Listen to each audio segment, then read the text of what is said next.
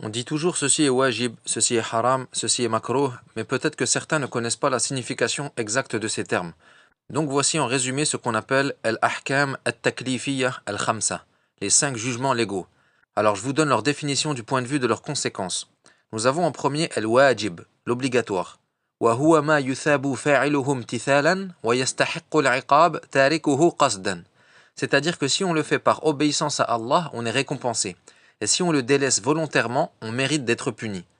Pourquoi on dit si on le fait par obéissance? Eh bien parce que si tu fais une chose qui est obligatoire, mais juste comme ça, sans intention d'obéir à Allah, eh bien tu n'es pas récompensé. Exemple, on sait d'après le hadith d'Abi Sa'id radiyallahu anh, qu'il est obligatoire aux hommes de porter le vêtement au-dessus des chevilles. Eh bien si un homme en a connaissance mais qu'il ne le fait jamais, et qu'un jour comme ça il porte un seroual au-dessus des chevilles car il n'avait pas d'autre habit à mettre, est-ce qu'il est récompensé? La réponse est non. Et pourquoi on dit que si on délaisse le wajib volontairement, on mérite d'être puni, et non pas on est puni?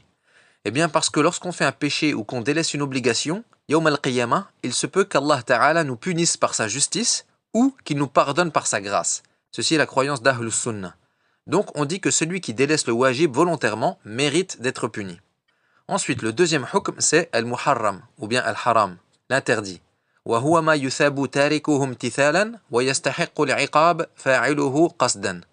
Yani, c'est le contraire du wajib. Celui qui le délaisse par obéissance à Allah est récompensé. Et celui qui le fait volontairement mérite d'être puni. Exemple, manger une viande qui n'a pas été sacrifiée selon le rite islamique.